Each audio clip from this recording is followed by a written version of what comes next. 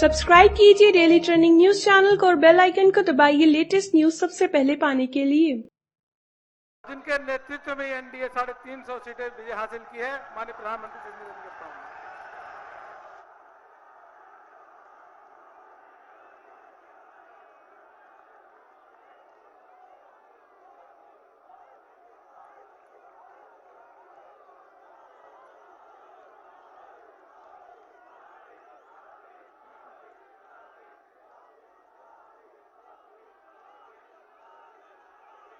Bharatiya Janata party के यशस्वी, परिश्रमी अध्यक्ष भाई अमित शाह जी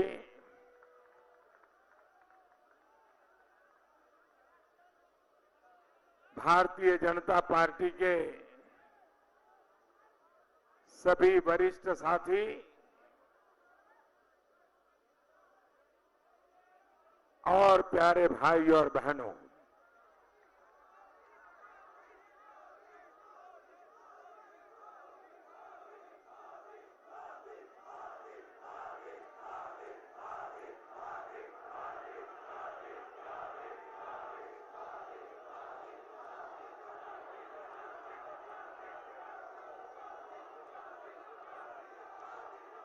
आज स्वयं मेघराजा भी इस विजयोत्सव में शरीक होने के लिए हमारे बीच है।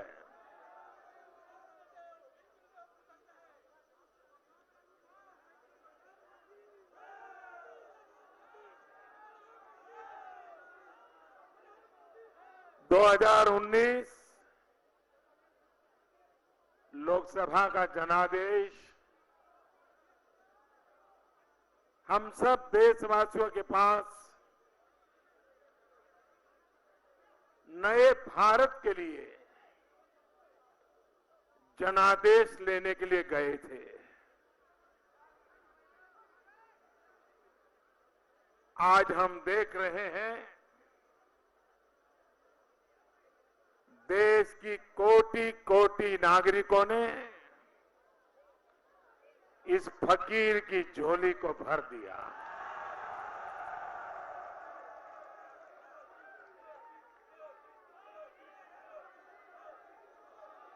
मैं भारत के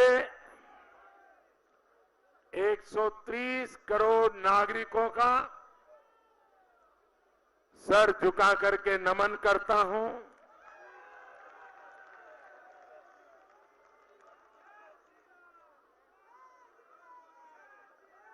लोकतांत्रिक विश्व में 2019 का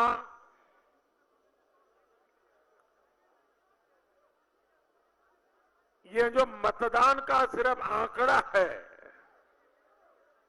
ये अपने आप में लोकतांत्रिक विश्व के इतिहास की सबसे बड़ी घटना है।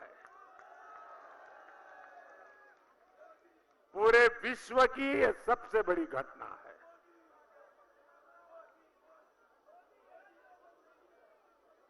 देश आजाद हुआ, इतने लोकसभा के चुनाव हुए, लेकिन आजादी के बाद इतने चुनाव होने के बाद सबसे अधिक मतदान इस चुनाव में हुआ है,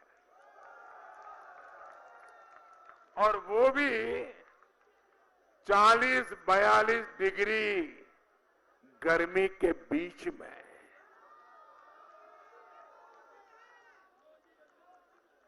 ये अपने आप में भारत के मतदाताओं की जागरूकता,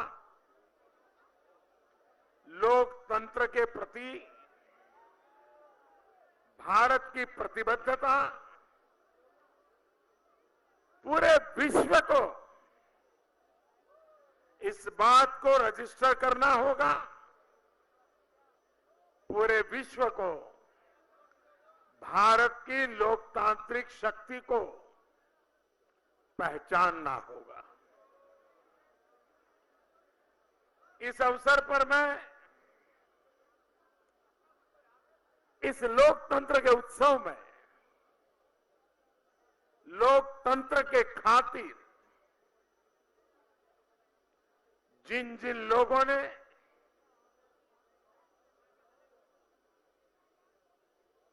बलिदान दिया है, जो लोग घायल हुए हैं, उनके परिवारजनों के प्रति मेरी संवेदना प्रकट करता हूं और लोकतंत्र के इतिहास में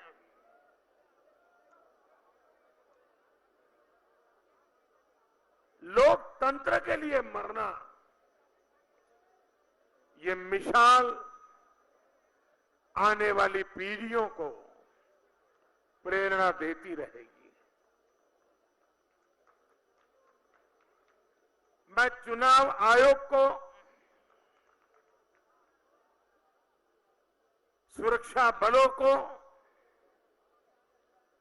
इस लोकतंत्र उत्सव की व्यवस्था को संभालने वाले हर किसी को उत्तम तरीके से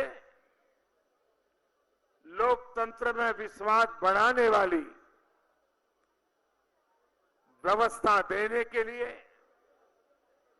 बहुत ही उत्तम तरीके से चुनाव प्रक्रियाओं को संपन्न कराने के लिए हृदयपूर्वक बहुत बहुत बधाई देता हूं।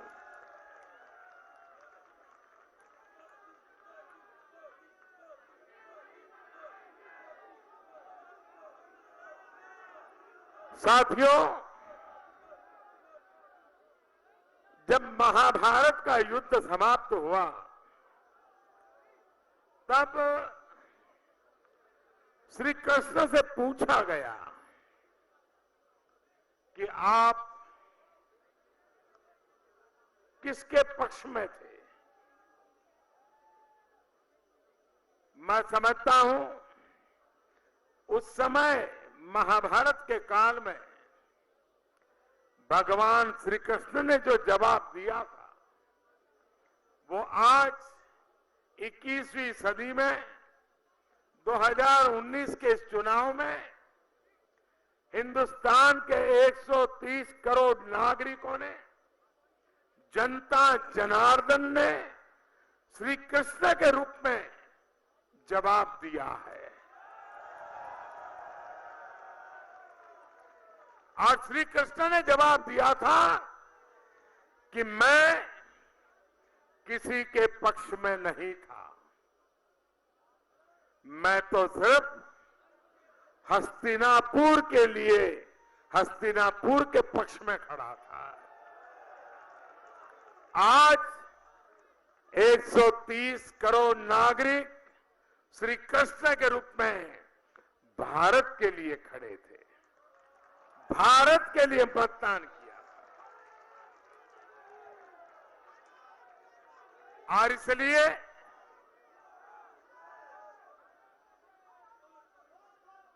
देश के सामान्य नागरिक की भावना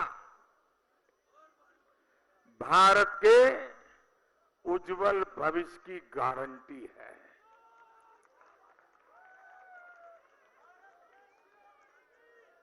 इस चुनाव में मैं पहले दिन से कह रहा था, ये चुनाव कोई दल नहीं लड़ रहा है, कोई उम्मीदवार नहीं लड़ रहा है, कोई नेता नहीं लड़ रहा है, ये चुनाव देश की जनता लड़ रही है। जिनके आंख कान बंद थे उनके लिए मेरी बात समझना मुश्किल था, लेकिन आज मेरी वो भावना को जनता जनार्दन ने प्रकट कर दिया है। और इसलिए अगर कोई विजयी हुआ है तो हिंदुस्तान विजयी हुआ है। अगर कोई विजयी हुआ है तो लोकतंत्र विजयी हुआ है। अगर कोई विजयी हुआ है तो जनता जनार्दन विजयी हुई है। और इसलिए हम सभी भारतीय जनता पार्टी के कार्यकर्ता, हम सभी एनडीए के साथी नम्रता पूर्वक इस विजय को जनता जनार्दन के चरणों में समर्पित करते हैं।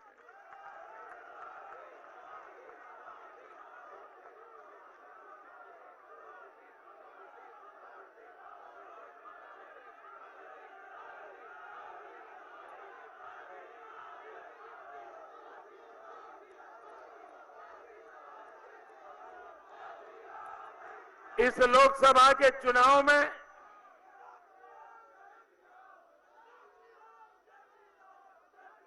जो विजयी हुए हैं उन सभी विजेताओं को मैं हृदयपूर्वक बहुत बहुत बधाई देता हूं।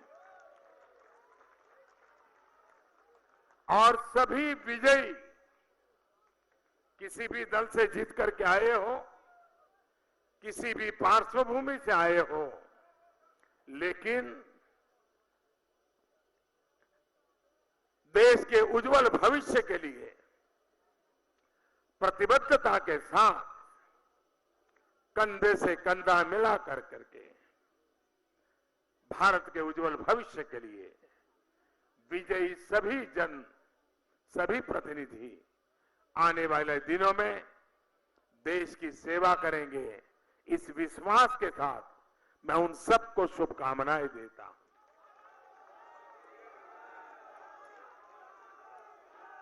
चार राज्यों में भी चुनाव थे, उड़ीसा, आंध्र, सिक्किम, अरुणाचल। उन विधानसभाओं में जो प्रतिनिधि चुन करके आए हैं, उन राज्यों की जनता ने जिन सरकारों को चुना है, उनको भी मैं बहुत बहुत अभिनंदन करता हूं। और मैं उनसे भी सरकारों को विश्वास दिलाता हूं कि भारतीय जनता पार्टी भारत के संविधान को समर्पित है। भारत के संविधान प्रति समर्पित है और फेडरलिज्म पर समर्पित है। और इसलिए इन चीजों को विजय प्राप्त करने वाले लोगों को मैं विश्वास दिलाता हूं कि केंद्र सरकार उन राज्यों की विकास यात्रा में पूरी तरह कंधे से कंधा मिला करके उनके साथ चलेगी। जैसा हमारे अध्यक्ष जी ने कहा कि भारतीय जनता पार्टी की करोड़ों कार्यकर्ता, उनके परिश्रम, उनका पुरुषार्थ, इतना गर्व होता है कि जिस दल में हम हैं, उस दल में ऐसे दिलदार लोग हैं।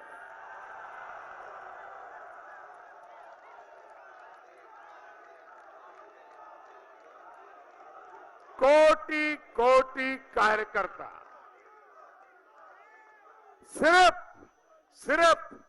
सिर्फ एक ही भाव, भारत माता की जय, और कुछ नहीं।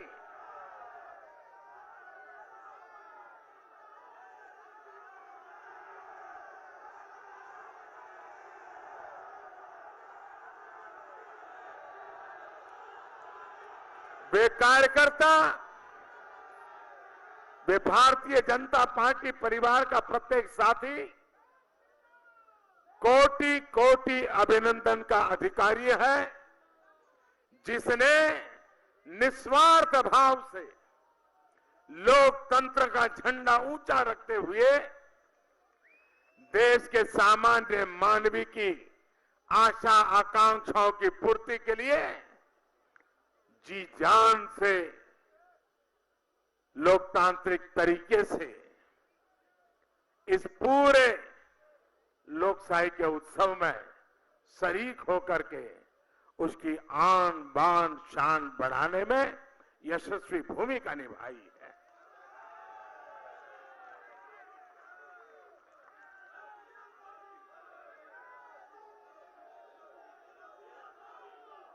भारतीय जनता पार्टी की विशेषता है और विशेषता ये है कि हम कभी दो भी हो गए,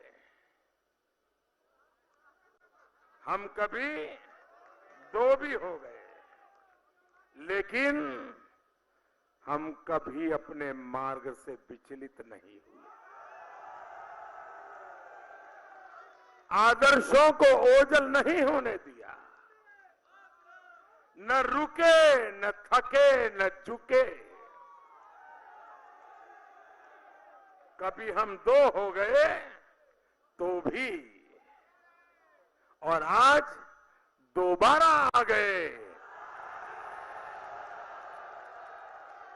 दो से दोबारा आने तक इस यात्रा में अनेक उतार चढ़ाव आए हैं। दो थे तब भी निराश नहीं हुए, दोबारा आए तो भी न हमारी नम्रता छोड़ेंगे, न हमारा विवेक छोड़ेंगे, न हमारे आदर्शों को छोड़ेंगे, न हमारे संस्कार को छोड़ेंगे।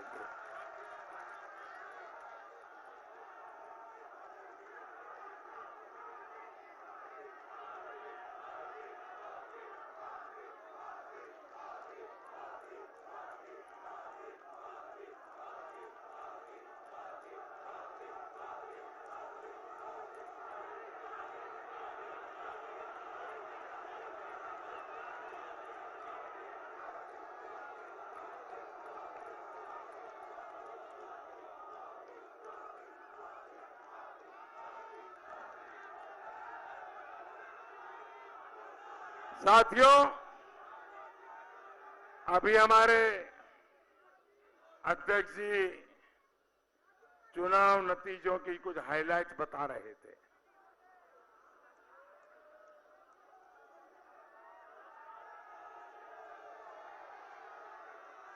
मैं स्वयं आज काफी व्यस्त था, उसके कारण चुनाव नतीजों पर मेरा ध्यान नहीं था और इसलिए मुझे पूरी जानकारी भी नहीं है कि कहां क्या हुआ, कैसे हुआ।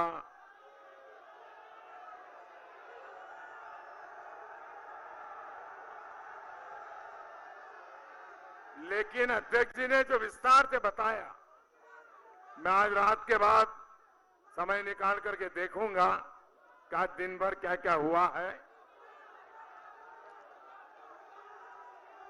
लेकिन जो अध्यक्ष जी ने बताया, ये अपने आप में हिंदुस्तान के पॉलिटिकल पंडितों को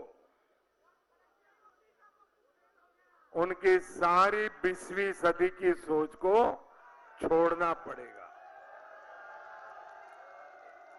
21वीं सदी है, ये नया भारत है। ये चुनाव का विजय, कोई कहता है मोदी मोदी मोदी, ये मोदी का विजय नहीं है। ये देश में ईमानदारी के लिए तड़पते हुए नागरिक की आशा आकांक्षाओं का विजय है। 21वीं सदी के सपनों को लेकर के चल पड़े नौजवान का विजय है। ये विजय आत्मसम्मान, आत्मगौरव के साथ एक शौचालय के लिए तड़पती हुई उस मां का विजय है। ये विजय उस बीमार व्यक्ति का है जो 4-4, 5-5 साल से पैसों के अभाव में उपचार नहीं करवा पा रहा था। जिसका आज उपचार हो पाया उसके आशीर्वाद की विजय है। ये विजय देश के उन किसानों की है कि जो पसीना बहा करके राष्ट्र के पेट भरने के लिए अपने पेट को भी परेशान करते रहता है और खुद जहमत उठाता रहता है। ये उसकी विजय है।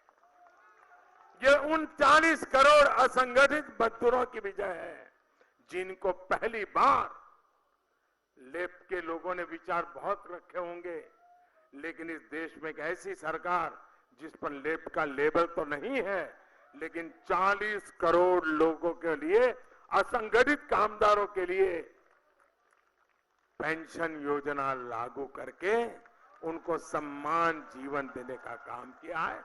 ये उनका विजय है। उन बेघर जिंदगी गुजारते गुजारते आज पक्के घर में रहने गए हैं, उनका विजय है। और जिनका 2022 तक पक्का घर बनना तय है, उनका विजय है। भाइयों बहनों, ये विजय उन मध्यम वर्ग के परिवार का है कि जो कानून नियमों का पालन करता रहा, जो देश की भलाई के लिए टैक्स देता रहा, लेकिन न उसे कभी सम्मान मिला और न ही कभी उसको भरोसा हुआ कि जो टैक्स देता है वो सचमुच में देश के काम आता है क्या। 5 साल में उसने अनुभव किया कि जो दे रहा है वो सही जगह पे जा रहा है, सही काम आ रहा है। उस मध्यम वर्ग के मन को जो संतोष हुआ है, वो संतोष इस चुनाव नतीजों में नजर आ रहा है। ईमानदारी को जो ताकत मिली है, उस ताकत को इस चुनाव ने एक नई स्वीकृति दी है। और इस प्रकार से जो बदलाव आया है, उस बदलाव ने ये परिवर्तन लाया है। भाइयों बहनों, हमारे देश में ये चुनाव ऐसा हुआ, वरना आपने देखा होगा 30 साल तक लगातार देश में, विशेष रूप से, वैसे ये ड्रामेबाजी तो लंबे समय से चल रही है,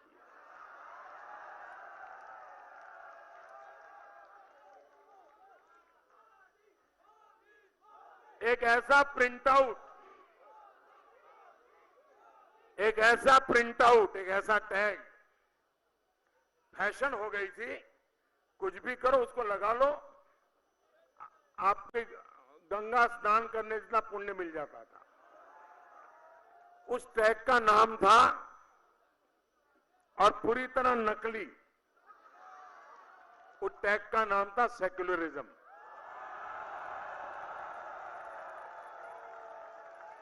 और नारे लगते थे, सेक्युलर एक हो जाओ, सेक्युलर एक हो जाओ। आपने देखा होगा 2014 से 19 आते आते उस पूरी जमात ने बोलना ही बंद कर दिया। इस चुनाव में एक भी राजनीतिक दल सेक्युलरिज्म का ये नकाब पहन करके देश को गुमराह करने की हिम्मत नहीं कर पाया है। ये बेनकाब हो गए।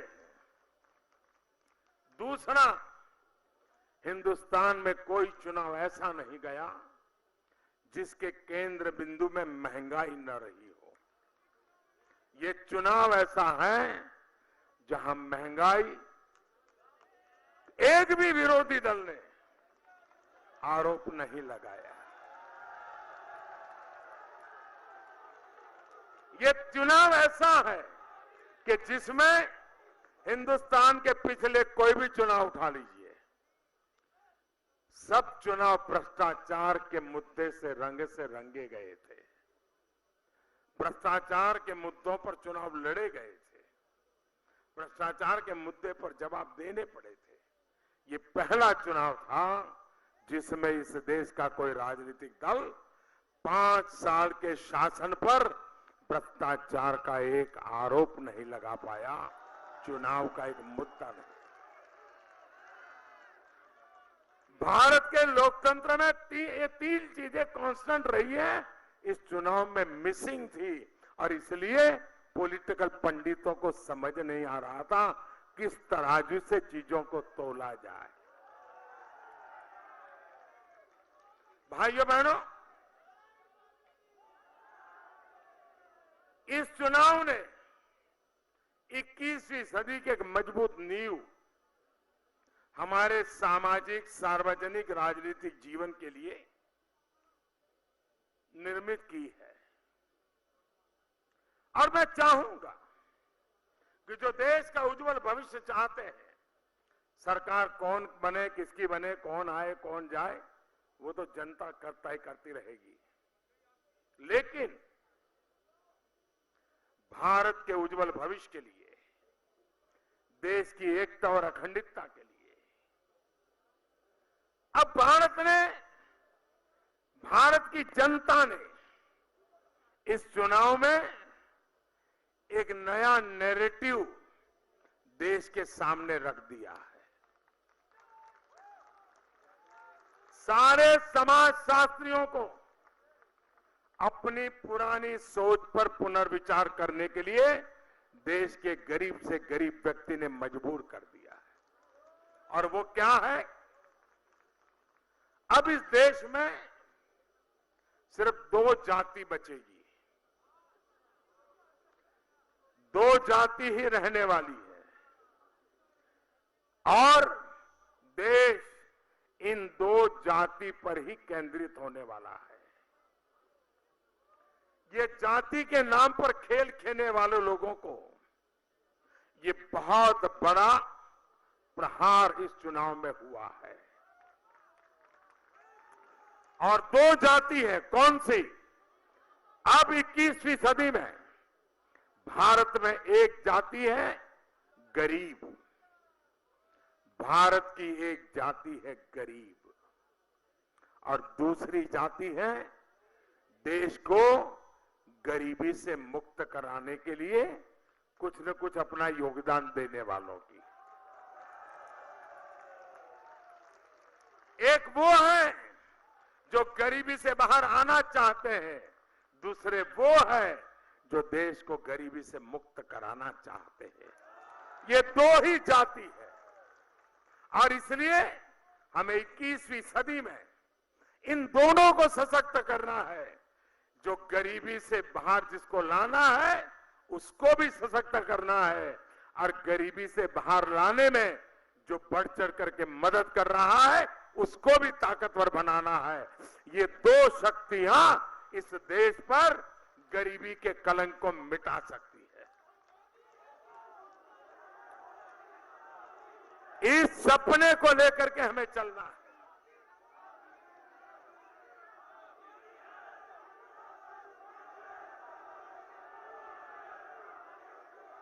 दोस्तों, ये चुनाव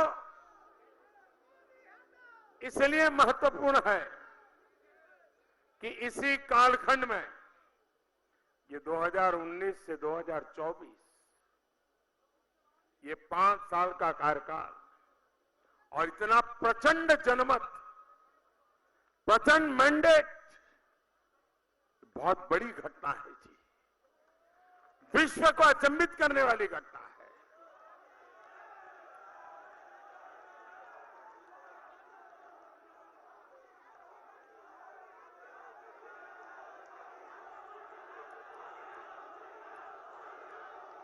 पल भर याद कीजिए,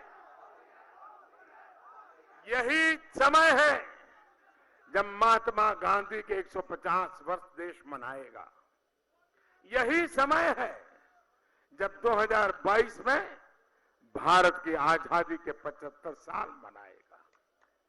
गांधी 150 और भारत 75, ये हमारे लिए इन 5 साल को 1942 से 1947 के साथ हम प्रतिपल जोड़ करके देखें, 1942 से 1947 देश का हर व्यक्ति जो भी करता था आजादी के लिए करता था। स्कूल छोड़ देता था आजादी के लिए, जेल जाता था आजादी के लिए, खादी पहनता था आजादी के लिए, झाड़ू लगाता था आजादी के लिए, बच्चों की पढ़ाई करवाता था आजादी के लिए, स्वदेशी का पालन करता था आजादी के लिए। 42 से 47 तक एक जन आंदोलन ने देश को आजादी पाने में बहुत बड़ी मदद की थी। ये 2019 से 2024 ये कालखंड देश की आजादी के सिपाहियों का स्मरण करने का है और देशवासी भी तय करें कि इन 5 साल का हम 130 करोड़ लोग, उस समय तो जनसंख्या भी इतनी नहीं थी और बड़ी बड़ी सल्तनत को परास्त कर दिया था। आज हम 130 करोड़ लोग हैं। अगर हम संकल्प कर लें कि देश को सभी मुसीबतों से मुक्त करना है, देश को एक समृद्ध राष्ट्र की तरफ ले जाना है, एक विकसित भारत बनाकर के सांस लेनी है, हमारे गरीब से गरीब की सामान्य आवश्यकता है उसको पूर्ण करना है। अगर 2019 से 2024 जो स्पिरिट आजादी का था, वो स्पिरिट समृद्ध भारत के लिए बन जाए, स्वतंत्र भारत का वो स्पिरिट समृद्ध भारत का स्पिरिट बन जाए, 2024 के पहले देश को हम नई ऊंचाइयों पर ले जा सकते हैं। और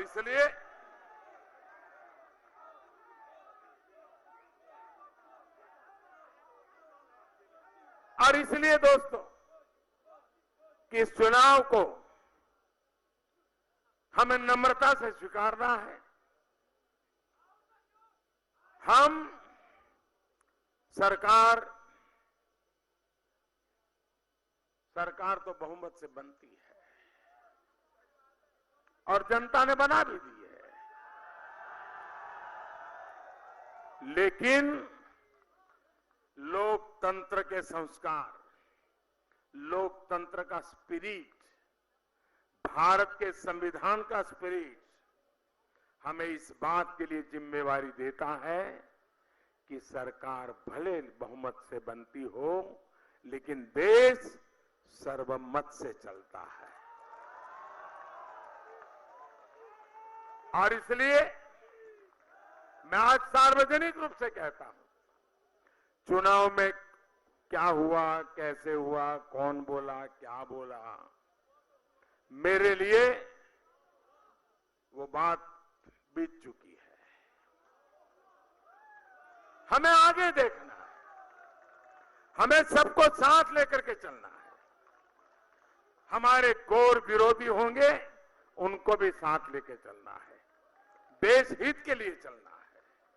और इतना बड़ा प्रचंड बहुमत के बाद भी पूरी नम्रता के साथ चलना है, लोकतंत्र की मर्यादाओं के बीच चलना है।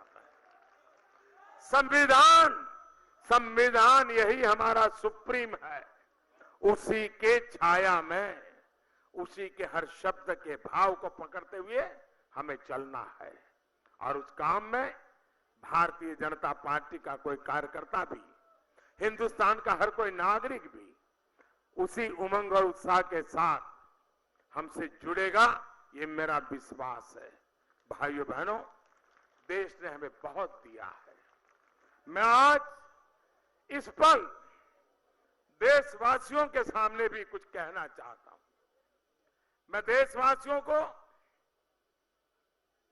विश्वास दिलाना चाहता हूं कि आपने इस फकीर की झोली तो भर दी,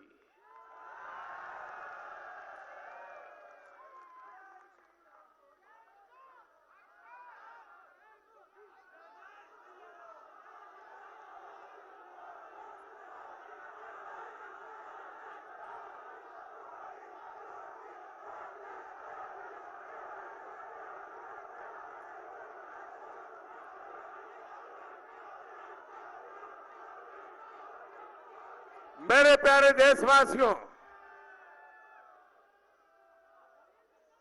आपने इस फकीर की झोली भर दी है। बड़ी आशा अपेक्षा के साथ भरी है, मैं जानता हूं।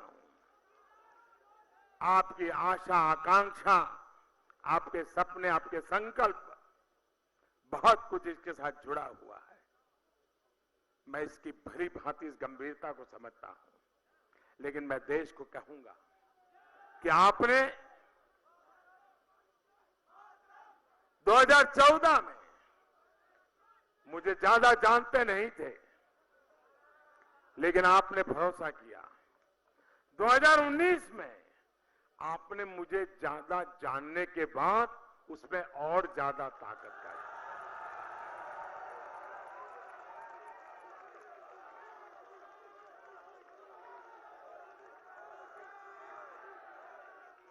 मैं इसके पीछे की भावना को भली भांति समझता हूं। मैं भली भांति समझता हूं।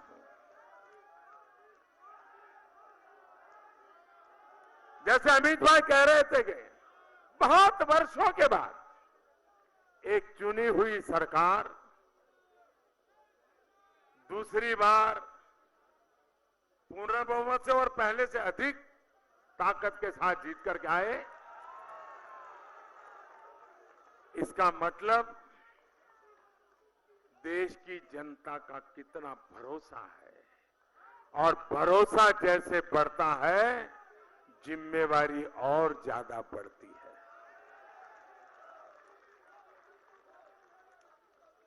और इसलिए मैं देशवासियों को कहना चाहूंगा कि आपने मुझे जो दायित्व दिया है, हमारे एनडीए के सब साथियों ने जो हमें समर्थन दिया है, एनडीए के साथियों ने भी मिलकर के पूरी मेहनत की है, तब जाकर के मैं देशवासियों से आज जरूर कहना चाहूंगा, और इसे मेरा वादा मानिए, मेरा संकल्प मानिए, मेरा समर्पण मानिए, मेरी प्रतिबद्धता मानिए, लेकिन मैं जरूर कहूंगा कि आपने फिर से जो मुझे काम दिया है, आने वाले दिनों में भी मैं आने वाले दिनों में मैं बद इरादे से, बद नीयत से कोई काम नहीं करूंगा।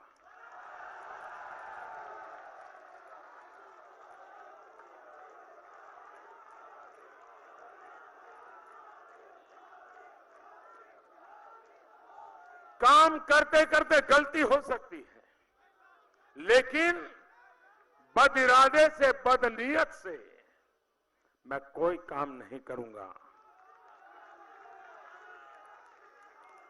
दूसरा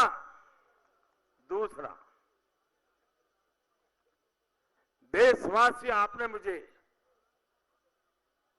इतना बड़ा भरोसा, इतनी बड़ी जिम्मेवारी दी है, तब मैं देशवासियों को फिर से कहूंगा कि मैं मेरे लिए कुछ नहीं करूंगा।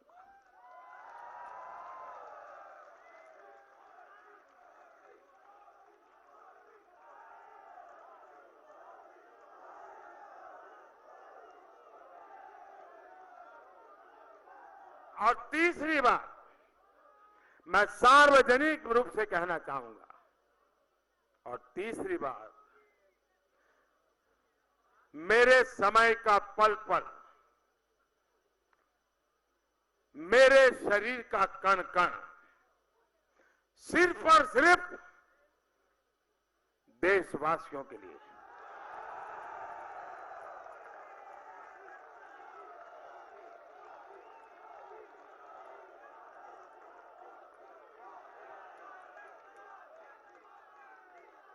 मेरे देशवासी,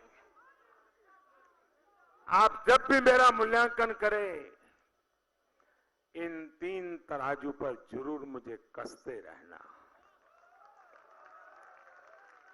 कभी कोई कमी रह जाए तो मुझे कोसते रहना, लेकिन मैं देशवासियों को विश्वास दिलाता हूं कि मैं सार्वजनिक रूप से जो बातें बताता हूं उसको जीने के लिए भरपूर प्रयास करूंगा। मैं आज हमारे राष्ट्रीय अध्यक्ष,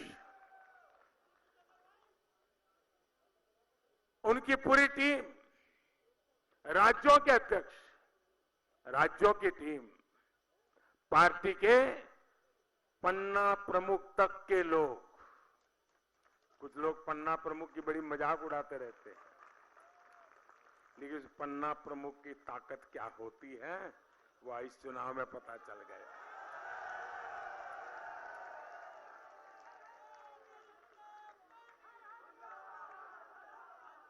पन्ना प्रमुख से लेकर के राष्ट्रीय प्रमुख तक इन लक्षावधि कार्यकर्ताओं को, उनके परिश्रम को, उनकी प्रतिबद्धता को एक बार हृदय से बहुत बहुत अभिनंदन करता हूं, बहुत बहुत धन्यवाद करता हूं। धन्यवाद। मेरे साथ बोलिए, भारत माता की, भारत माता की, भारत माता की, भारत माता की, वंदे वंदे वंदे वंदे वंदे वंदे वंदे वंदे वंदे वंदे।